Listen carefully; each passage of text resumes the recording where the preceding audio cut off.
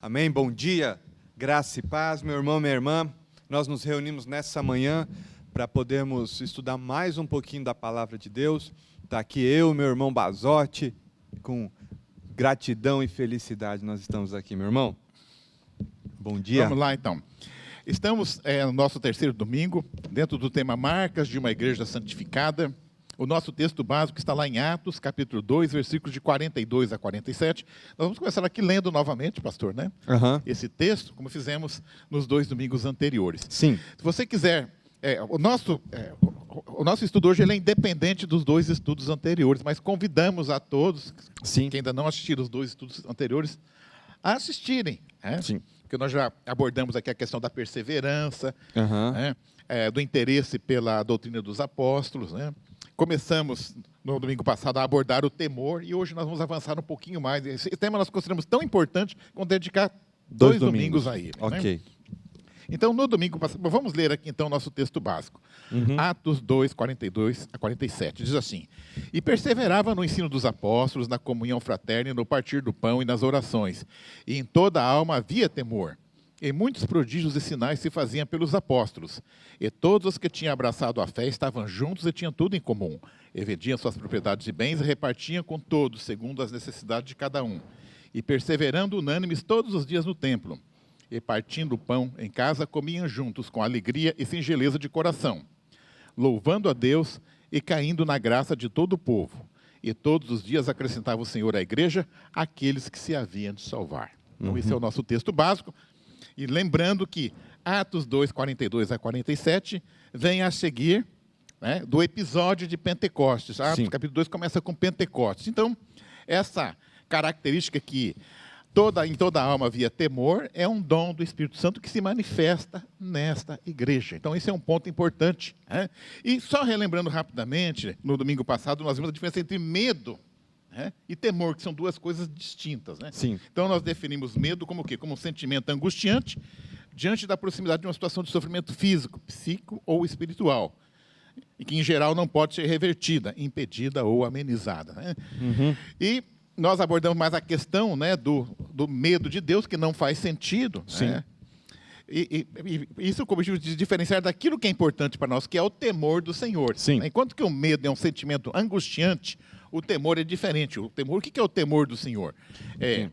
Como nós definimos no domingo passado, um sentimento de respeito profundo e referência permanente por Deus. Isto é, por alguém que tem o poder de nos punir, se agirmos de forma inadequada.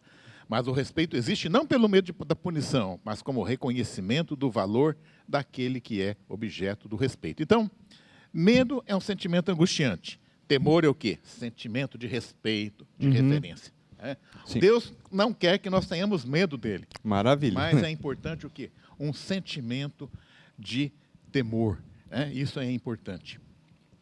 Nós temos aqui uma passagem em Isaías, capítulo 11, versículo de 2 a 4, né? Que nós já havíamos abordado no passado, mas acho que vale a pena ver de novo, né? Porque essa passagem é muito bonita. Né? Isaías, 8 séculos antes de Cristo, já profetizava o Pentecostes, né, nesta passagem. Ele diz assim: E repousará sobre ele o Espírito do Senhor, o Espírito de sabedoria e de entendimento, o Espírito de conselho e de fortaleza, o Espírito de conhecimento e de temor do Senhor. E deleitar-se-á no temor do Senhor, e não julgará segundo a vista dos seus olhos, nem repreenderá segundo o ouvir dos seus ouvidos, mas julgará com justiça aos pobres, e repreenderá com equidade aos mansos da terra. E ferirá a terra com a vara de sua boca, e com o sopro dos seus lábios matará o ímpio. Né? Quer dizer, aqui o texto é muito claro quando nós lemos, então, que está se referindo a Jesus Cristo. Né? Quem é aquele a quem repousará o Espírito do Senhor? O Espírito de sabedoria, de entendimento, de conselho, de fortaleza, né? E o Espírito de temor do Senhor. Né? E o que é bacana aqui, ele diz, e deleitar-se-á no temor do Senhor. Então, enquanto que medo é sofrimento, o temor ele já tem um foco diferente. Você pode associar o temor à alegria e aqui até ao deleitar-se, é algo que dá prazer. Sim, né? É um prazer. E aí, se você está com dúvida se é de Jesus que está falando, né? Se é sobre Jesus que está falando, o próprio Jesus no Novo Testamento vai evocar essas palavras, né? Mas ele pega uma outra referência quando ele diz: o Espírito do Senhor está sobre mim, né? E me ungiu. Então, de fato, é Jesus, e é interessante frisar que no Pentecostes, o Espírito derrama sobre nós e nos oportuniza, né? O temor. E em Jesus, por já ter o Espírito de Deus, nele havia temor. O próprio Cristo vivencia na Trindade um ambiente de temor. Então, se queremos ser imitadores de Cristo, né? E seja meus imitadores, o apóstolo Paulo evocando isso, assim como eu sou imitadores de Cristo, uma característica, de fato, é vivenciar esse, eu chamo de ambiente, né? Mas essa prática, né, do temor, né? O Senhor encerrou no domingo passado fazendo aquela perguntinha que pode ser que em alguns de nós ficou ecoando durante a semana, que é: você é temente a Deus? Se você já encontrou uma resposta, ou porque às vezes a gente acha que temos a resposta, né, mas nesse momento que a gente vai caminhar um pouquinho, talvez você possa perceber que não seja tão temente. Mas é um caminho que o Senhor nos possibilita, né? Se você perceber que algo falta em você, ou na gente mesmo, né, nesse caminhar, a gente possa retroceder, se arrepender e caminhar. Dentro dessa pergunta, se você é temente a Deus, eu selecionei aqui, pastor, 3 exemplos de não ser temente a Deus. Acho que muitas vezes a gente aprende mais usando o que não é. O que não é, né? Sim. E aí eu peguei aqui, o primeiro deles é conhecidíssimo, que é o de Caim, né? Bom, nessa passagem Gênesis, capítulo 4, versículo 9... pegando lá o contexto, Caim tinha acabado de matar Abel, né? E Deus que sabe de todas as coisas. Olha como que Deus é bom. Deus deveria ter punido Caim ali já de imediato, mas ele vai lá conversar com ele, né? E o Senhor diz assim, ó, né? Lá em Gênesis 4:9. E disse o Senhor a Caim: onde está Abel, teu irmão? Uhum. Né? Olha a resposta do Caim. Ele disse: não sei, sou eu o guardador do meu irmão? Aqui, para mim, é um exemplo não só de falta de temor, mas é falta de respeito, falta de educação. Faltou tudo, né? De um lado, o amor de Deus, a paciência, a longanimidade de Deus para com esse pecador. Uhum. Né? E do lado dele, o que não tem a ver com isso? Né? Quer dizer, realmente um exemplo, assim, para mim, acachapante de falta de temor a Deus essa passagem. A mentira, porque aqui tem uma mentira, né? Onde está? Fala, não sei. Como não sabe? Você sabe onde está seu irmão, né? Seu irmão está morto e morto pelas suas mãos. Então, a mentira, talvez a indiferença, e aí a falta de temor a Deus, ela também se reflete na minha prática com os homens, né? Então, quando eu me relaciono equivocado é a forma bonita de chamar, né? Quando eu me relaciono com o outro, na mentira, na indiferença, eu estou ferindo o meu irmão, mas eu estou primeiramente, eu acho que precisa perceber isso, eu estou primeiramente faltando com temor ao Senhor. Então, falhei com o meu irmão nessas condições da mentira, da indiferença, não sei se existe a palavra desamor, é falta de temor a Deus. Pastor, eu selecionei vários exemplos aqui de falta de temor, mas eu estava lembrando aqui agora, alguns anos atrás eu assisti a um programa de televisão que era de entrevistas. E cada semana lá, nós tínhamos um tema. Pode falar que era o Jô Soares, né? Não era o Jô Soares, não era o Jô Soares. Eu não me lembro qual... quem que cuidava... Faz muitos anos já, mas eu me lembro que naquele dia o tema era Eu sobrevivi a um acidente aéreo. Esse era o tema, né? Então, cada pessoa que estava ali contava, né? O que aconteceu quando o avião caiu, né? É lógico que estavam ali os que sobreviveram, né? Mas foram acidentes onde pelo menos parte dos que estavam ali não sobreviveram. E aí eu achei interessante que uma mulher, né, que tinha sobrevivido, ela disse o seguinte: olha, o meu marido que estava ao meu lado, a última coisa que ele falou para mim foi assim: nossa, querida, como as árvores são altas nesse lugar, né? Quer dizer, o avião já estava chegando no chão, né? Ele não sabia que o avião estava caindo, digamos assim, né? Então foi a última coisa que ele disse. Então esse cara morreu muito tranquilo, digamos assim, porque não tinha a mínima noção, né? Aí eu vi o depoimento de um piloto, não era no mesmo acidente aéreo. Ele conta que quando o avião estava caindo, ele assim, o apuro foi tão que ele transpirou tanto que diz que depois sentiu uma poça d'água debaixo do banco que ele estava, né? Então veja, 2 indivíduos, suponhamos que estivessem no mesmo avião, quer dizer, um está lá suando, né? transpirando, desesperado. E o outro está bem tranquilo, né? Então, quer dizer, por que um está com muito medo e o outro não? Quer dizer, qual a diferença entre eles? Não é que um é mais corajoso que o outro. Sim. É que, na verdade, eu vejo assim, essa falta de temor ao Senhor aqui é fruto de uma ignorância. É que, Sim. na verdade, ele está tão desconectado com Deus que ele não tem noção do que ele está falando, do perigo, né? Então, na verdade, aí é que volta aquela passagem de Provérbios que nós citamos no domingo passado. O temor do Senhor é o princípio de toda a sabedoria. Agora, onde não há sabedoria, é o caso de Caim, por exemplo, né? Aí dá até a impressão que a pessoa é corajosa, está encarando Deus. Não é. Ele não tem noção do que ele está falando, ele não tem noção, né, de quem é Deus.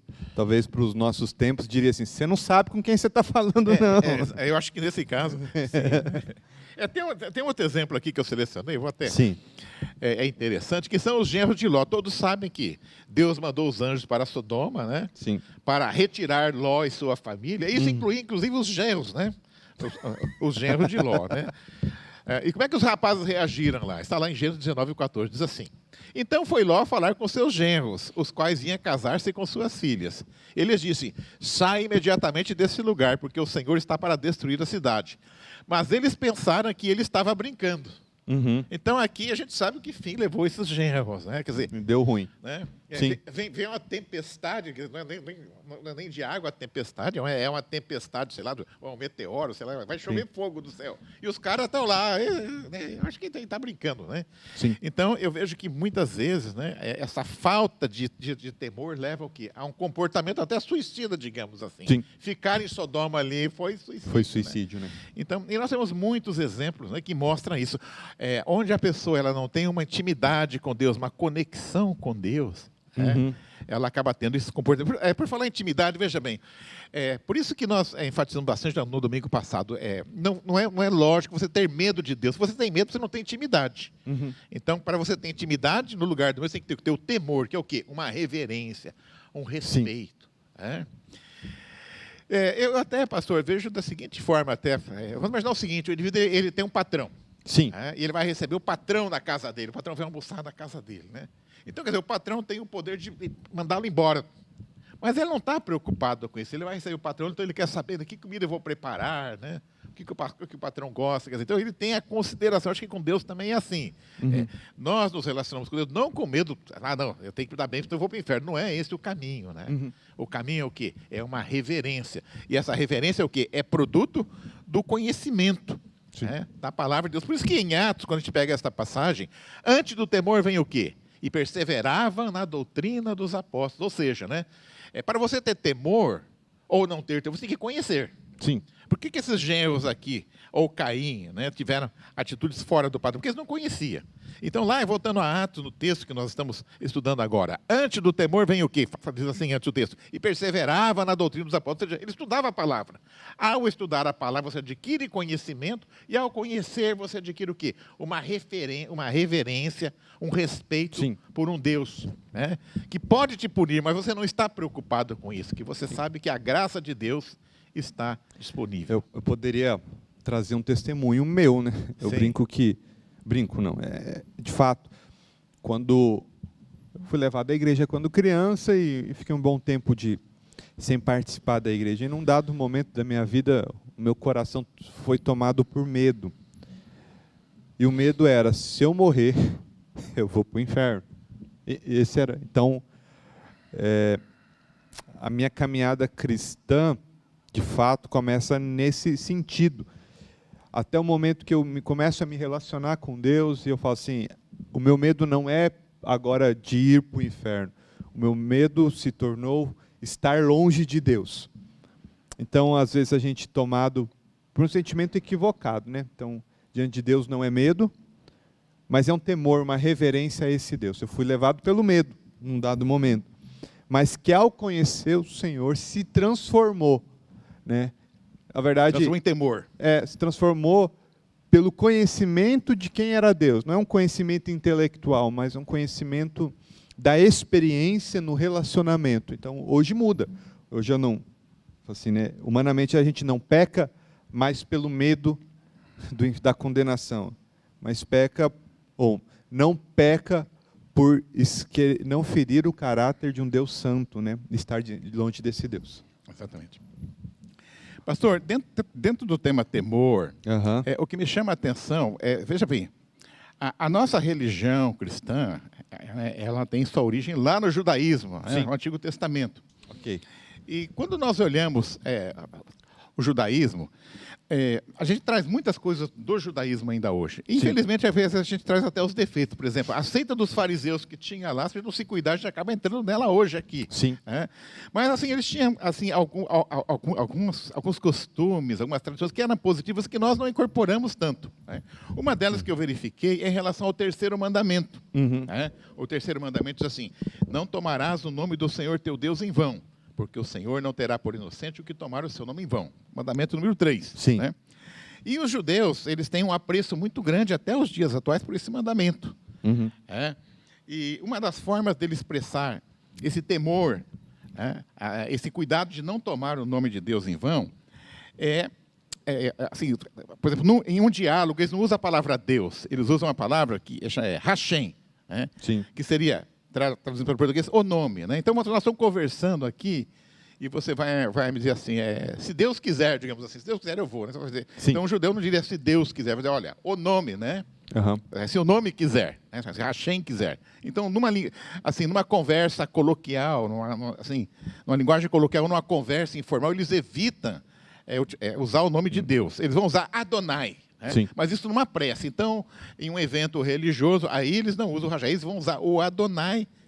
Mas é só para aquela situação, quer dizer, não é uma situação de uma prece. Na fala e na escrita, né? Só se posso pontuar o Evangelho de Mateus, que Mateus tem o objetivo de comunicar com os judeus, você não tem a referência à palavra Deus, quase, né? Você vê, por exemplo, o reino dos céus. Isso. Diferente nos outros evangelhos que aparece o reino de Deus. Isso. Justamente. Ele tomou cuidado de não usar a palavra. Para não usar a palavra Deus, porque a reverência, no caso a gente, às vezes até farisaica, né, de não utilizar o nome de Deus, né? Isso. Mas é algo positivo, na verdade, né?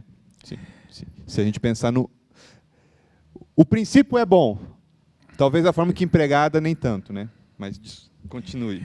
Eu também verifiquei, pastor, que havia um nome de Deus que seria assim, talvez o mais próximo daquele que seria o real, né? Que ele é representado por quatro letras, né? Que é o tetragrama, né? HWH, que é o chamado tetragrama sagrado, né? Sim.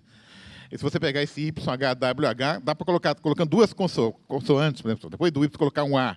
E depois do W, aí já fica dá para ler quase Iavé, né? Que no português seria o Javé, né? É que o nome de Deus, talvez, supostamente, que a gente tem como tradução, gente, para a gente só entender, ele é colocado como 4 letras, né? Que foi essas que o nosso irmão Basotti colocou, que não dá pronúncia. Isso, não dá pronúncia, porque são 4 consoantes. Então, eu não sei se Deus foi cauteloso em não revelar o seu nome, mas não dá pronúncia.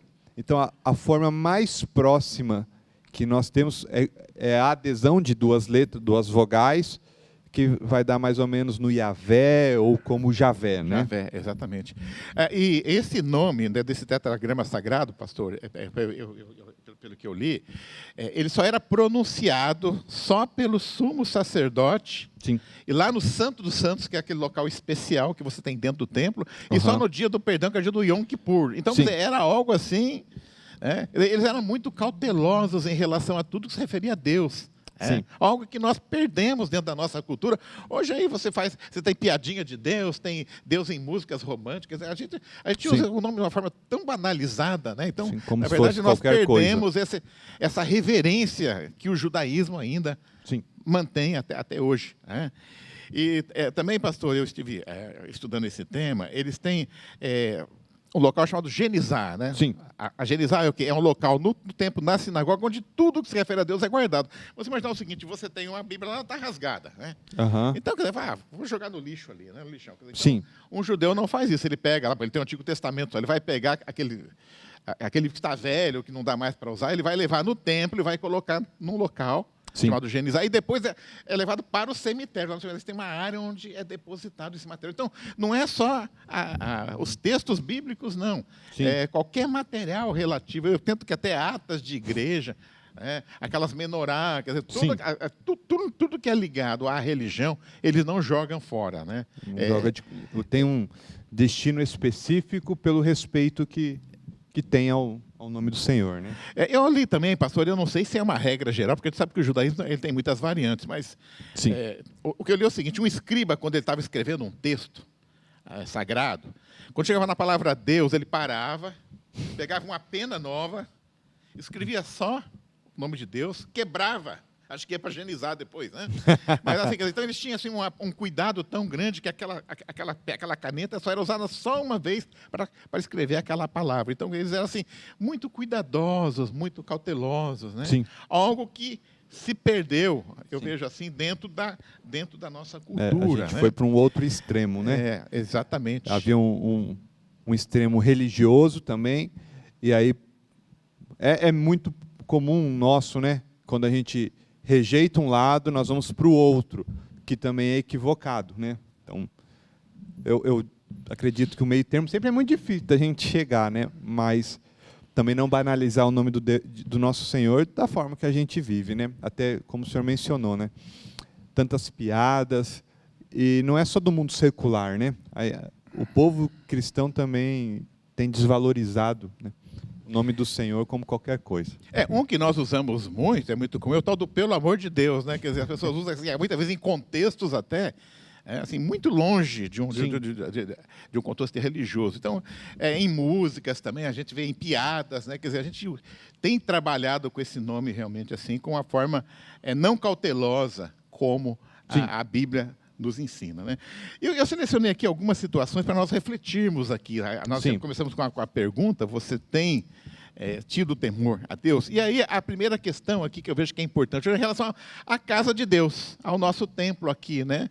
A pergunta que eu faria para você é: como é que você se comporta quando você vai à casa de Deus? Eu selecionei aqui um texto que é bastante conhecido de todos. Está lá em Marcos, capítulo 11, versículo de 15 a 17, que é quando Jesus pega o rei literalmente. Sim. Que é quando ele expulsa os vendilhões do templo. Eu vou ler o texto aqui, ele diz assim: e vieram a Jerusalém, e Jesus, entrando no templo, começou a expulsar os que vendiam e compravam no templo, e derrubou as mesas dos cambiadores e as cadeiras dos que vendiam pombas. E não consentia que alguém levasse algum vaso pelo templo. E os ensinava, dizendo: não está escrito, a minha casa será chamada por todas as nações de casa de oração? Mas vós as tendes feito um covil de ladrões. Uhum. É claro que hoje, né, é importante lembrar que lá no templo de Jerusalém, em Jerusalém assim, vinha judeus do mundo todo. Uhum. E eles precisavam trocar a moeda do local. O cara vinha da Grécia para Jerusalém, um judeu grego. Então chegava e tinha que trocar pelo dinheiro local. Então isso era feito no templo. Sim. E isso dava uma renda muito grande lá para... A taxa de câmbio era boa, né? Era boa, né? Mas veja bem, não é que Deus está condenando aqui fazer o câmbio, não. Quer dizer, o problema é o local. Que estava sendo feito que não era apropriado, que era dentro do templo. Esse que era o problema. E a perversão, né, daqueles que trocavam, que cobravam demasiadamente, né? Cobravam mais do que seria o justo.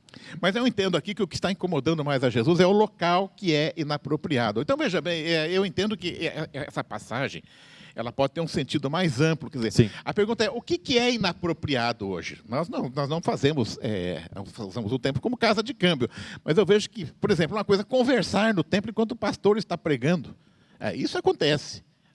Eu já vi situações assim, onde até a pessoa está falando tanto que atrapalha, está do lado, ela está conversando, você não consegue ouvir o que está sendo pregado. Quer dizer, uma pessoa que vai no templo para conversar assuntos triviais, eu vejo que isso é um uso inadequado do templo também.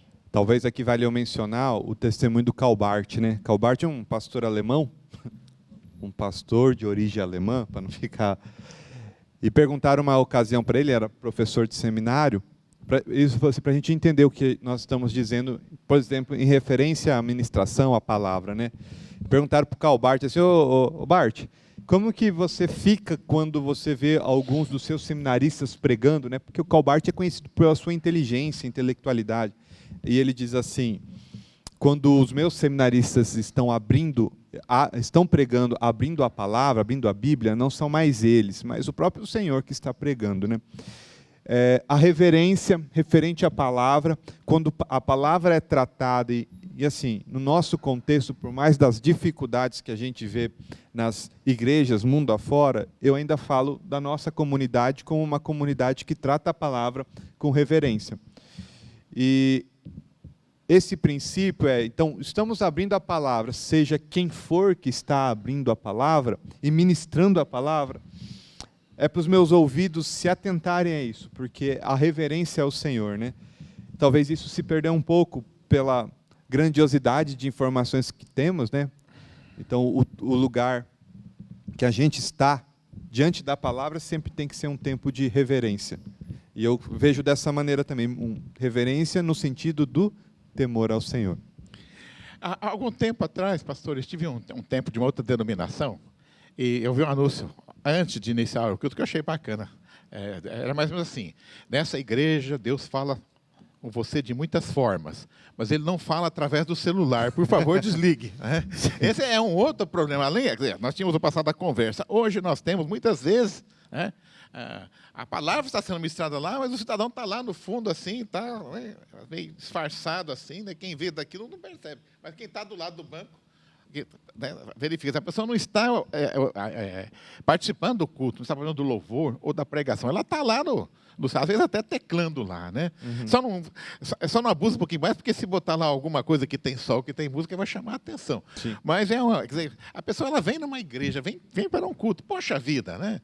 Não é hora de abrir o celular, né? E a gente vê isso, infelizmente, pastor. Então, quer dizer, isso para mim cai aqui nessa passagem, quer dizer, é o uso inadequado do templo da casa de Deus. A casa de Deus não é para lugar para conversar, não é lugar para ficar vendo o TikTok e outras coisas, YouTube.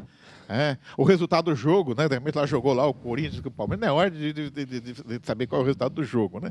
Então, eu vejo que nós precisamos recuperar essa reverência, esse temor. Sim. E aí, pastor, eu vejo que nós é uma coisa interessante. Quer dizer, muitas vezes a pessoa dentro da atividade religiosa, no lugar dela acumular galardão, ela acumula ela acumula punições para o dia do julgamento final. Se ela não tivesse vindo da igreja, estaria até melhor, porque ela chegou, ficou conversando, ficou lá no celular, não prestou atenção. Quer dizer, melhor teria se tivesse ficado em casa, né? Sim, sem dúvida alguma, né? Então, esse ambiente da reverência, do temor se perdeu. E aí o senhor vai mencionar mais algumas para a gente, né, de características. Eu anotei uma outra aqui também, que é até dentro do perfil das pregações dentro da nossa denominação. A nossa denominação é um perfil que eu observo claramente. Normalmente vocês fazem, os pastores fazem a pregação e no final fazem um apelo, geralmente, para que nós demos algum passo. Sim. Em relação a alguma área da vida. Né? Eu vou dar um exemplo aqui de uma coisa que eu fiz errado, né? Acho que fica mais fácil de entender. Há alguns anos atrás, nós tínhamos uma pregação aqui que o tema era família. Né? E o pastor, no final, ele fez um apelo. Falou, olha, está chegando o mês de maio é o mês da família, eu quero que vocês assumam o compromisso de todos os dias tirar pelo menos 5 minutos para fazer uma oração pela sua família e pelas famílias da igreja. Aí todo mundo ergueu a mão, eu ergui junto, está todo lado... Então, entramos no mês de maio. Lá pelo dia 20 de maio, eu falei, opa, agora que eu estou lembrando aqui, eu tinha feito um compromisso lá. Aí multiplicou 5 por 20 e deixou tudo em ordem. Né? Então, o que acontece? Eu vejo assim, nós temos que ser muito cautos, essa questão do temor. Eu vejo assim, quando você vem à frente no templo, e assume um compromisso, né? Esse compromisso não é com o pastor. Se fosse com o pastor, não é com o irmãozinho que está do lado. Né? Então, eu acho que muitas vezes a gente acaba errando, você vai e não embala, todo mundo ergue, mas eu vou erguer também. Né? Então, quer dizer, pense bem naquele compromisso. Você só assumir o compromisso de orar todos os dias, assumir o compromisso de ler a Bíblia todos os dias, assumir o compromisso de aumentar a sua contribuição. Quer dizer, qualquer coisa. Se você vem ao altar e faz uma promessa, né? Eu vejo que é importante que você cumpra, né? Porque isso é bíblico. Ó. Vamos pegar aqui Deuteronômios. Deuteronômios 23, versículos 21 e 22. Diz assim, quando fizerdes algum voto ao Senhor teu Deus, não tardarás em cumpri-lo, porque o Senhor teu Deus certamente o requererá de ti, e em ti haverá pecado. Porém, abstendo-te de votar, não haverá pecado em ti. Então, quer dizer, se você é um cara que fraqueja muito aí, melhor é não fazer o voto, né? Melhor não assumir o compromisso. Só nessa fala, a gente não tomar o cuidado de não ser o inverso, né? Nunca se... Então, não quero, então, não vou fazer o voto, porque vai que eu fale, né? Aí, a gente está diante da palavra de Deus, de convites de santificação, que a gente não quer Não, não é não ser fazer votos tolo. Isso. Fazer algo simplesmente, não. Porque a gente tem muito chamado de Deus para um comprometimento Isso. e para a nossa caminhada, né? Então, o chamado de caminhar com o Senhor, de andar, de crescer na fé, isso são votos que a gente tem que fazer e responder sim, porque essa é a perspectiva da caminhada, né? E não fazê-lo também é falta de temor. Isso. Né? Exatamente, são os dois extremos. O pastor tem razão. Bom, eu não vou fazer voto nenhum porque eu sei que eu não vou Porque cumprir. você ser vagabundão. Esse também não é o caminho, mas eu vejo que tem que haver um equilíbrio. Né? Ok, sim, sem dúvida. E aí entra também a questão da ceia, né? Também Sim. é muito importante, também ser muito cauteloso. Né? Então, de repente, você vai no culto, você está lá, você está brigado lá com o seu vizinho e chegou com muita raiva. Né?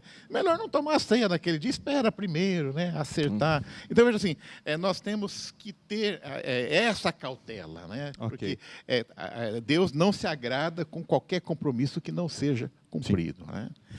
Bom, pastor, já caminhando para o encerramento, então, né, eu acho que nós poderíamos aqui, então, eu vou pegar até aqui uma passagem aqui, e com ela eu encerro a minha contribuição neste domingo, que está lá em 2 Coríntios, Sim. capítulo 7, versículo 1. Ele vai dizer assim, dentro do tema de temor.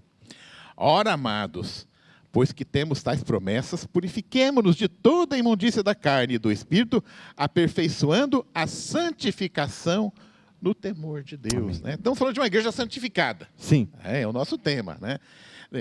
Qual é o caminho para nós nos aperfeiçoarmos na santificação? Esse caminho envolve o quê? O temor de Deus. Então, uma vida santificada envolve o temor ao Senhor. Porque com o temor ao Senhor, você passa o quê? Passa a cumprir as promessas. Né? Eu entendo que quem tem o temor do Senhor, ele não só vai fazer o compromisso, mas ele vai fazer todo o empenho para alcançá-lo. Então, o temor, ele é importante para nós, porque na medida que nós temos esse sentimento em nosso coração, que é algo que vem de Deus, é um dom do Espírito Santo, né? Isso é uma ferramenta para o nosso processo de santificação. Amém. Pensando no temor, eu apenas quero frisar e também encerro o meu tempo aqui, é que o temor é ao Senhor, né? O nosso temor, a gente serve através de uma igreja, e eu acredito que este seja o caminho mesmo, a gente serve através de um corpo, de um ministério, mas antes de responder à igreja, enquanto instituição, eu estou respondendo ao Senhor. Então, o meu temor, ele se reflete na caminhada da igreja, mas a minha primeira resposta não é a igreja. Então, o que faço e como faço é sempre uma resposta ao temor ao Senhor daquele que de fato conhece o meu coração. Então, se eu faço de modo sem zelo, reflete na igreja, na instituição. Mas, de verdade, o primeiro que fere é o Senhor. Então, se nós restaurarmos o temor ao Senhor do nosso coração, a gente não precisa ouvir de um pastor tocar, capricha, né, que é para Deus. A gente não precisa ouvir isso, porque primeiramente a gente serve o Senhor. Amém. Que no teu coração guarde isso. E aí nós estamos, eu queria frisar, né, vivencie esse temor além do ambiente, igreja, templo. Em tudo que você vier a fazer, aplique o temor ao Senhor, que eu te garanto que, como nós dissemos na semana passada, Basotti, que o temor gera, não no sentido mercantil, né, mas gera benefícios, geram as bênçãos do Senhor na nossa vida. Que Deus te abençoe, gerando nos nossos corações um grande temor pelo Senhor. Amém. Tá bom? Um grande abraço.